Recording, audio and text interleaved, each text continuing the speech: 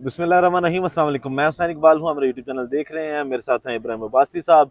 इस वीडियो में आज हम 3 टॉपिक्स पर डिस्कशन करेंगे। सबसे पहले ये कि हुकूमत जो है वो अभी तक कन्फ्यूजन का शिकार है। इनको समझ नहीं आ रही क्या करना है क्या नहीं करना, मुज़ाकरात करने हैं, पाबंदी लगानी है, आर्टिकल 6 लगाना है।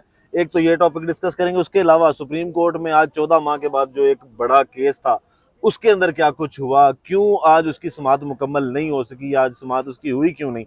और उसके अलावा जो आज एक बड़ा फैसला महफूज कर लिया गया है chief justice Islamabad high court की जानिब से, उस पर बात करेंगे।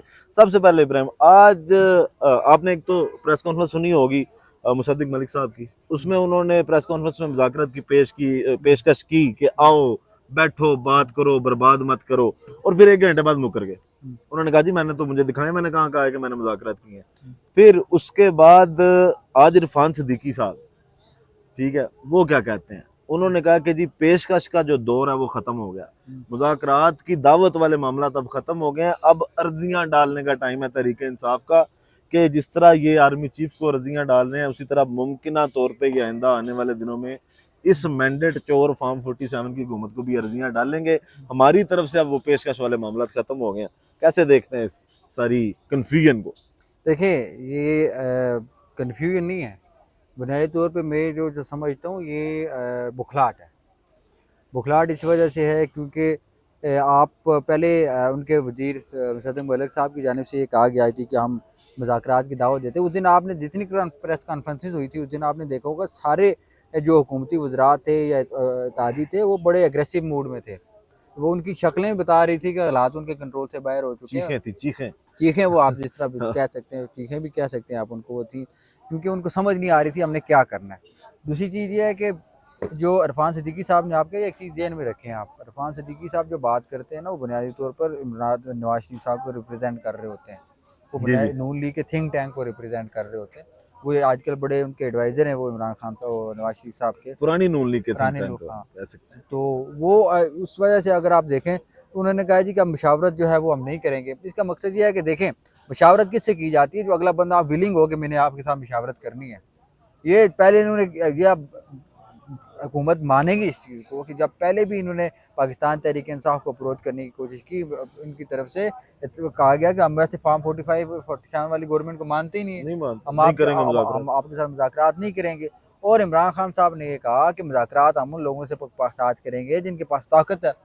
और ताकत की अगर उस मुज़ाकरात के लिए अगर हम टी आर ओज़ की अगर हम बात करें तो उसके मकासद क्या है इमरान खान साहब के मुज़ाकरात करने के, वो बहरहाल वो ये बात कह चुके हैं कि ना वो ये कह रहे हैं कि मेरे केसेस ख़त्म करें, ना वो ये कह रहे हैं कि मुझे जेल से बाहर निकालें। उनका मुतालबा ये है कि जो जिन लोगों को सियासी बुनियादों के ऊपर गिरफ्तार किया गया है, कारकुनान को उनको रिहा किया जाए, जो जाली केसेस बनाए गए उनको ख़त्म किया जाए। ये बुनियादी तौर पे उनके बहुत सवालात हैं। उनकी ख़ास तौर पर उनकी अहलिया के हवाले से कि वो एक मुमकिन था, ज़रा ये कहते थे कि शायद अपनी बीवी की वजह से वो कुछ डील करने के ऊपर आमादा हो जाए, लेकिन उनकी बीवी जो है बुशरा बीवी, वो भी उनके साथ खड़ी हो डट गई, के वो खड़ी हो गई डट वो। के खड़ी हो गई, वो भी कहीं से लूप होल नहीं दे रही जी। किसी भी कमजोर पड़ के नहीं दिखा रहे वो। कमज़ोर पड़ के वो नहीं दिखा रहे। यहाँ से मेरे ख्याल में इमरान खान साहब को मज़ीद स्ट्रेंथ जो है वो मिली है। तो अब ये बुखलाहट का शिकार है, जैसा मैंने आपको पहले भी कहा।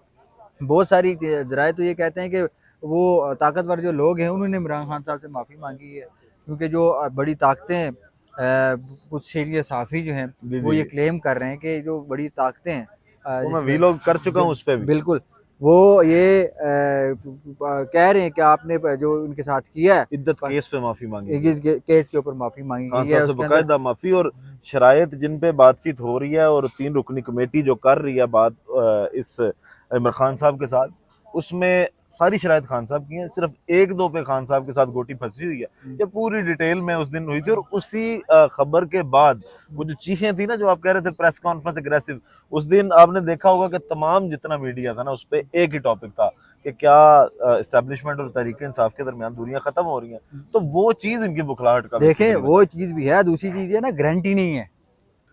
अब ये लोग ज़ाहिर है अगर आपको बाहर से बुला के लाया हो यहाँ पे कि आपको हम वज़ीर-ए-आज़म बनाएंगे, आप वज़ीर-ए-आज़म ना बन पाएँ, आपका जो भाई है वो वज़ीर-ए-आज़म बन जाए, उसके पास इतनी पावर ना हो, अथॉरिटी ना हो कि वो अपने जो किसी जो पावर है उसको एक्सरसाइज कर सके, अथॉरिटी को एक्सरसाइज कर सके। तो इस वजह से बंदा बड़ा बुखलाहट का शिकार हो जाता है। और आप बाहर जाने की कोशिश भी करें लेकिन आपको ना जाने दिया जाए। अपने लिए आप लूप होल मांगे कि आपने अपने आप को बचा लिया, अब हमें भी बचाएं। लेकिन ये है कि जो मज़ाकरात करने वाले हैं, मज़ाकरात करवाने वाले हैं, वो दोनों मेरी नज़र में जो है वो, मेरे जहाँ तक मैं समझा हूँ, वो कन्फ्यूज़्ड हैं। वो इस वजह से कन्फ्यूज़्ड हैं कि उनको ये समझ नहीं आ रही कि अगर हमने कोई डील कर ली तो ये शख्स बाहर निकल के फिर भी हमें नहीं छोड़ेगा। नहीं छोड़ेगा। और राणा सनाउल्लाह साहब इतराफ़ कर बिल्कुल, चुके हैं इस चीज़ का। वो डील जो कर रहे हैं ना, वो उनको भी पता है कि अगर ये बाहर आ गया तो ये हमें नहीं छोड़ेगा, उनको अपना पता वो है। भी डरे हुए हैं। वो भी डरे हुए हैं क्योंकि सही। उनको पता। अब खान साहब का कोई इतना ब्लैकमेलिंग वाला मामला नहीं है कि वो डील करके बाहर आ जाए। उन्होंने कहा जी आप मेरे साथ नहीं, लेकिन खान साहब ने ये कहा है कि मैं अपनी अगर मुल्क के लिए जो मेरी ज़ाती हमले मेरी ज़ात पे हैं, उनको मैं माफ़ कर सकता हूँ। ये तो खान साहब ने मैसेज पहले भी दिया था। अब अगर आप कहते हैं ना ये कन्फ्यूजन की बात, तो फिर इब्राहिम ये भी है कि जब मुज़ाकरात की एक तरफ से ये दावत देते हैं, दूसरी जानिब से ये रऊफ हसन साहब को गिरफ्तार कर लेते हैं। ये पाकिस्तान तहरीक इंसाफ के मरकजी सेक्रेटरिएट पे छापा मारते हैं, उनको डिजिटल दहशतगर्द कहते हैं। कल बैरिस्टर गौर साहब ने भी यही बात की है कि हम आपसे किस तरह मुज़ाकरात करें, क्या इस तरह मुज़ाकरात किए जाते हैं? मैंने आपकी पहली वीडियो में एक दफ़ा यही बात बोली जी। थी कि आप एक उस सियासी जमात को मुज़ाकरात करने की दावत दे रहे हैं जिनका आपने दफ्तर के ऊपर कब्जा कर दिया, उसको गिरा दिया। अच्छा, उसके ऊपर देखें आप जवाब देखें। पहला जी के CDA के जो तजावज़ात है, दूसरा एक आज जी के दूसरा ये था कि आप इसके ऊपर आसमानी बिजली गिरने का खतरा है जिसकी वजह से इसको हम बंद कर देते हैं। वो बिजलियां इन पे गिरी हुई हैं असल में। हाँ, मेट्रोपॉलिटन जो अदारा है उसकी तरफ से कराया गया। आपने उनके कारकुनान को गिरफ्तार किया गया, आपने उनके जो MPAs थे उनको गिरफ्तार करने की कोशिश की, आपने उनके बड़े लीडरों को जेल में डाला हुआ है जाली केसेस बकौल उनके, आपने उनके ऊपर जाली केसेस बनाए हुए हैं, आपने उनके लीडरान को मुल्क से बाहर जाने की पाबंदी लगा दी है, आपने उनको सोशल मीडिया एक्टिविस्ट है उनको दहशतगर्द करार दे दिया है। ये सारा मामला आप अगर आप किसी के साथ करेंगे, मिसाल के तौर पे आप किसी फैमिली अगर किसी की, आप उसके माँ बाप को, बहन भाई को गालियाँ दें और उस शख्स को आप बोलेंगे यार कि आप मुझे माफ़ कर दो, इस तरीके का मामला कभी भी नहीं होगा। और ये खान साहब की पाकिस्तान तहरीक इंसाफ। दूसरी चीज़, एक और चीज़ मैं आपको बताऊँ, बड़ी इंपॉर्टेंट चीज़ है, वो ये है कि अगर पाकिस्तान फॉर एग्जाम्पल पाकिस्तान तहरीक इंसाफ मुज़ाकरात कर ही देती है, लोग कर देते हैं, खान साहब बाहर आ जाते हैं। एक तो चीज़ समझने की, पाकिस्तान तहरीक इंसाफ के जो कारकुनान हैं उनके लिए बड़ी अहम है कि ये जो वकला के ऊपर तनकीद की जाती है कि इमरान खान साहब बाहर क्यों नहीं आ रहे, जी। ये चीज़ मेरी नज़र में, या बैरिस्टर गौर साहब भी इस चीज़ का एतराफ़ कर चुके, उमर अयूब साहब भी, कि इमरान खान साहब का बाहर आना ये इमरान खान साहब के ऊपर भी मुनस्सर है। अगर वो जी। कंप्रोमाइज़ कर लें वो तो कल ही बाहर आ सकते हैं। वो कंप्रोमाइज़ नहीं कर रहे, वो डील नहीं कर रहे, जिसकी वजह से वो अंदर हैं। दूसरी चीज़ ये है कि अगर Pakistan Tehreek Insaf out of the way जाके इमरान खान से मुशावरत करे या ना करे, फिर भी मुज़ाकरात अगर कर देती है, वो डील कर लेती है, तो पाकिस्तान तहरीक इंसाफ के कारकुनान जो है उसको नहीं छोड़ेंगे, माफ़ नहीं करेंगे। उसकी वजह ये है क्योंकि अब पाकिस्तान तहरीक इंसाफ का जो सोशल मीडिया विंग है उसने इतने बेहतरीन तरीके से लोगों को एजुकेट किया है। एक गलादत को अगर आप साइड पे कर देना, कि गालियाँ देना, जी, जी। वो अलग मामला है, वो उसको किसी जमात को भी नहीं करनी किसी चाहिए। को भी नहीं करनी चाहिए, उसकी हम हाँ। तनकीद करते हैं उस चीज़ के ऊपर।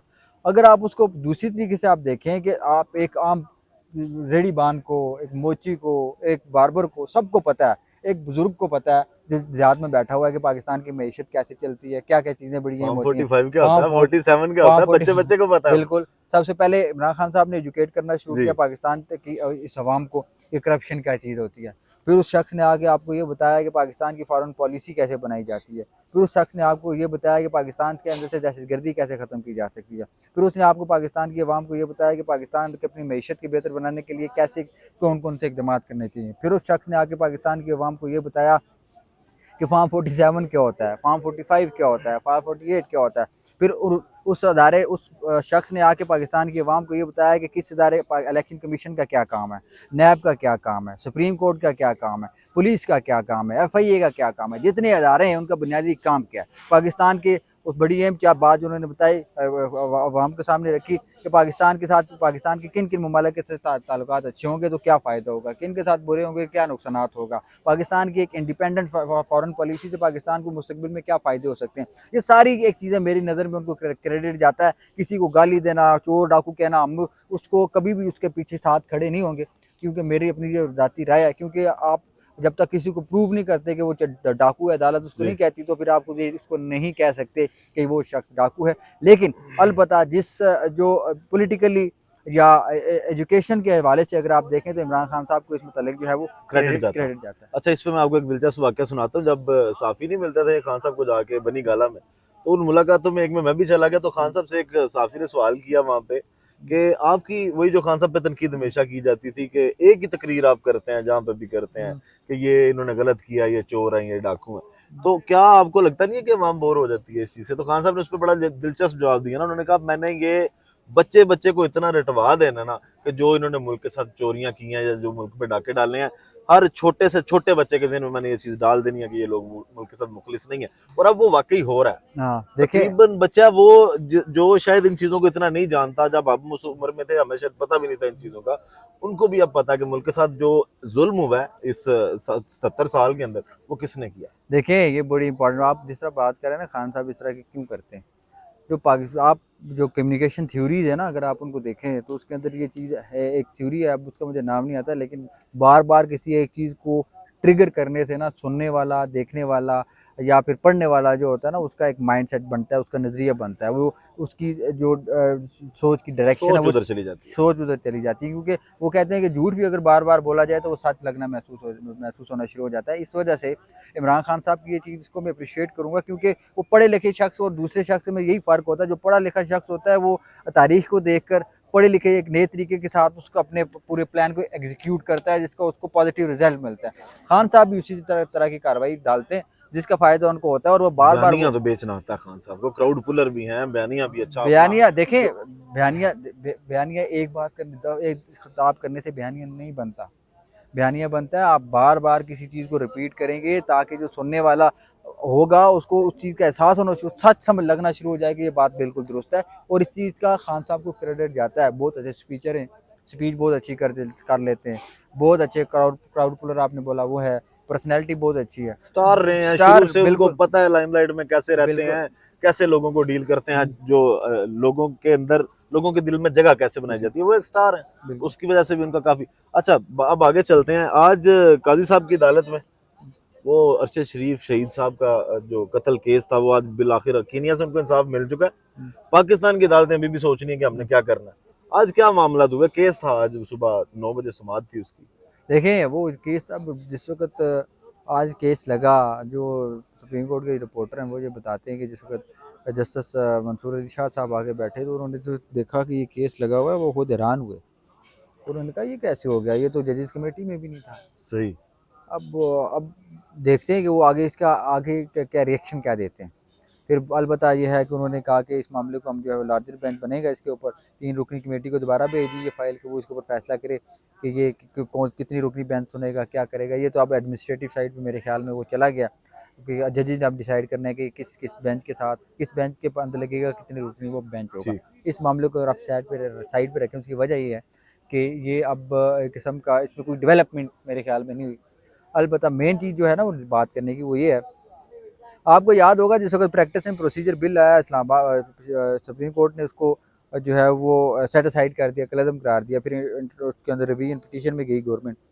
तो उससे पहले ना जिस वक्त ये केस चल रहा था तो उस वक्त काजी फाइज साहब चैम्बर वर्क कर रहे थे। जी। वो ये कह रहे थे कि पार्लियामेंट जो है सुपीरियर है, जो वो कानून बनाएगी हमें उसके मुताबिक चलना होगा। जी। अब काजी साहब से कोई शख्स ये पूछे कि आप जिस आइन और कानून की बात कर रहे हैं, आपने जिस तरह जस्टिस उमर अता बंदयाल साहब को टफ टाइम दिया, जिस तरीके से आपने उनको उनके लिए मुश्किलात पैदा की कि आप जो है वो जजेस कमेटी होनी चाहिए, supreme court chief justice of supreme court की जो पावर है इसको रेगुलेट कर देना चाहिए, चीफ जस्टिस जो डिक्टेटर नहीं होना चाहिए। तो ये सवाल उनसे करना चाहिए कि ये वाला केस, इतना इम्पोर्टेंट केस आपकी नज़रों के आए बगैर किस तरह काज इसके अंदर शामिल हुआ। जी। अगर ये रजिस्ट्रार की गलती है, रजिस्ट्रार ऑफिस की गलती है, तो उसको कटहरे में खड़ा करें, उनसे पूछें कि आपने इस्लाम पाकिस्तान के सीनियर 3 जजेस के मंजूरी के बगैर इस केस को कैसे फिक्स किया। जी। ये बड़ी इंपॉर्टेंट चीज़ है। इम्पोर्टेंट बात। और इसके ऊपर मेरे ख्याल में ये अभी मामला अभी चलेगा, कोई पता मुस्तकबिल में जाके आपको चीफ जस्टिस के मंसूर शाह साहब। जस्टिस मंसूर अली शाह जी। साहब की जानिब से एक ख़त भी नज़र आए कि उनकी तरफ से कोई हत्तो खिताबत की गई और रजिस्ट्रार के साथ या चीफ जस्टिस के साथ कि ये मामला सारा हुआ है। शायद जो अगली मीटिंग हो 3 रुकनी कमेटी की, उसके अंदर भी ये मामला डिस्कस होगा, यकीनी तौर पर डिस्कस होगा।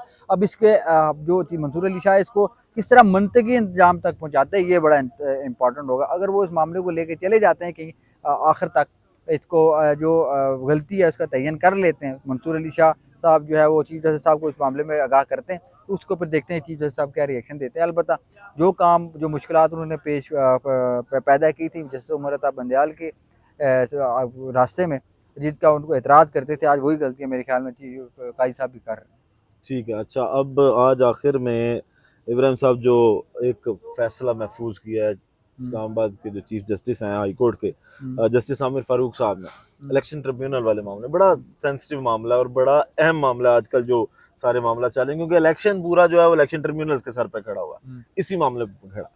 कौन सा बम चलाने जा रहे हैं, क्या लगता है? देखें, ये बड़ा इम्पोर्टेंट है। मैं पहले भी कह चुका था कि ये जो केस है ना, ये 2-3 डायरेक्शन पे जाएगा। पहला ये आज बड़ी इम्पोर्टेंट बात की आज की समाज की अगर हम बात करें, क्योंकि मुख्तसर करना है सारा मामला, तो उसके अगर हम बात करें तो आज में फैसल चौधरी साहब जो थे आमिर मुगल साहब के वकील, क्योंकि बैकग्राउंड तो मेरे ख्याल में नाज़रीन को पता होगा कि पीटीआई की तरफ से चैलेंज किया इलेक्शन कमीशन के फैसले को, जिसमें ट्रिब्यूनल इस्लामाबाद का उसको तब्दील किया गया था। उसके ऊपर फैसल चौधरी साहब ने आज जवाब दलाइल, रिबटल जिसको इंग्लिश में कहते हैं, जो लीगल टर्म है रिबटल उसको कहते हैं, उसका आगाज़ किया। बड़ी 3-4 बातें वो जो इम्पोर्टेंट थी मेरे ख्याल में, वो केस की डायरेक्शन को बदलेगी। पहला ये था कि अगर सुप्रीम कोर्ट इलेक्शन कमीशन का फैसला ये बरकरार रहता है, तो फिर जो इलेक्शन ट्रिब्यूनल का जो जज है उसके खिलाफ इलेक्शन एक्ट के सेक्शन 209 के तहत कार्रवाई होगी। वो कार्रवाई होगी, क्रिमिनल प्रोसीडिंग की जाएगी, उसके बाद 2 साल की मेरे ख्याल में कैद है और साथ में कुछ जुर्माना भी है।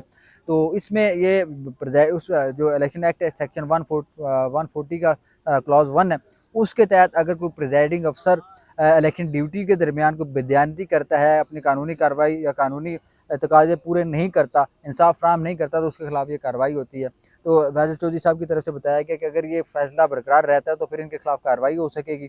और दूसरी चीज़ इसके अंदर बड़ी इंपॉर्टेंट ये थी कि जस्टिस तारक महमूद जहांगीरी साहब को जो है वो क्योंकि रोका गया है कि आप कोई कार्रवाई मजीद नहीं करेंगे, अलबत्ता जो आपका डेटा इकट्ठा करने या रिकॉर्ड मंगवाने की हद तक जो है वो कार्रवाई से जो है वो उसको जारी रख सकेंगे। और दूसरी तरफ दूसरी बड़ी अहम बात उनकी तरफ से ये की गई कि चीफ जस्टिस साहब की जाने से पूछा गया था कि लीगली कि आइन या इलेक्शन एक्ट के तहत क्या एक सूबे का ट्रिब्यूनल का केस दूसरे सूबे के ट्रिब्यूनल को दिया जा सकता है या नहीं। वहाँ उसके ऊपर बड़ी अहम जो है वो बात की यहाँ पे फैसल चौधरी साहब को, उनकी तरफ से ये कहा गया कि जो इलेक्शन एक्ट है उसके अंदर जिस वक्त ट्रिब्यूनल बनता है, इलेक्शन कमीशन का मुतलका हाई कोर्ट के चीफ जस्टिस के साथ मुशावरत की बात है, जिक्र है। अगर वहाँ पे अगर मुतलका हाई कोर्ट के चीफ जस्टिस से मुशावरत का जिक्र है, इसका मतलब है कि ये ट्रिब्यूनल भी तब्दील नहीं किया जा सकता। ये मामला भी उनकी तरफ से उठाया गया। तीसरी बड़ी अहम बात उनकी तरफ से की गई कि अगर ये लोग सियासी हैं, अगर यहाँ पे इनको रोका नहीं गया तो मुस्तकबिल में जाके इस तरीके के मज़ीद इक़दाम किए जाएंगे, जजेस के लिए मज़ीद ख़तरनाक साबित हो सकते हैं। साथ में उन्होंने कहा कि ये मेरा और आपका मामला नहीं है, ये एक अदारे के तशख़्ख़ुस का मामला है। हमने अपने अदारे के साथ खड़ा होना और अपने जजेस को जो है प्रोटेक्ट करना है। जिसके ऊपर जो सरकारी वकील थे इलेक्शन कमीशन के, उनकी तरफ से ये कहा गया कि हमने जो जज जो है इलेक्शन ट्रिब्यूनल इस्लामाबाद का, उसको हमने टर्मिनेट नहीं किया, हमने तब्दील किया। और दूसरी तरफ से बात ये की गई उनकी तरफ से कि ये भी कहीं नहीं लिखा गया या ना कोई इस तरह अदालती हुक्म मौजूद है कि इलेक्शन कमीशन किसी इलेक्शन ट्रिब्यूनल को टर्मिनेट नहीं कर सकता। अब वहाँ पे जो मामून वकील के फैसल चौधरी साहब को उनकी तरफ से ये कहा गया कि जो एक एडमिनिस्ट्रेटिव अदारा होता है वो अपनी उसके पास जुडिशल पावर नहीं होती कि वो किसी भी हाई कोर्ट के जज को या सुप्रीम कोर्ट के जज को उसका ट्रांसफ़र कर सके, उसको तब्दील कर सके, उसके रिकॉर्ड वगैरह मंगवा सके। अलबत्ता इसके ऊपर आज जिस वक्त ये समाअत आज मुकम्मल हो गई, जिसके ऊपर chief justice Islamabad high court की तरफ से कहा गया कि अभी वेट फॉर ऑर्डर है। रिजर्व इसको मैं इस वजह से नहीं करता क्योंकि मैं कुछ चीज़ें मैंने अभी भी क्लियर करनी है। मैंने ये देखना है कि इलेक्शन कमीशन जो है वो एडमिनिस्ट्रेटिव बॉडी है, डिवीजन है या एडवाइजरी है। तो उसके बाद अगर आप कोई डॉक्यूमेंट देना चाहते हैं, कोई अदालती नज़ीर जो है वो अदालत के सामने रखना चाहते हैं, तो वो आप ज़रूर जो है वो अदालत के सामने रखें। मैं कोशिश करूँगा कि 1-2 दिन के अंदर ये फैसला जो है वो आ जाए। अब अगर इसका फैसला आ जाता है, इसके अंदर या इलेक्शन कमीशन का फैसला अगर बरकरार रहेगा तो उससे ये होगा कि जो जहांगीरी साहब हैं उनके पास से इख्तियार चला जाएगा। अगर बरकरार नहीं रहता, जहांगीरी साहब के पास इख्तियार आ जाएगा, फिर मुमकिन है कि अंजुम वकील खान साहब जो हैं उनके खिलाफ कंटेम्प्ट ऑफ कोर्ट की प्रोसीडिंग का आगाज़ भी हो जाएगा। ठीक है, बहुत शुक्रिया इब्राहिम आपके वक्त का। वीडियो को इख्तिताम करते हैं। अल्लाह ताला पाकिस्तान पर अपनी रहमत नाज़िल करे। पाकिस्तान जिंदाबाद।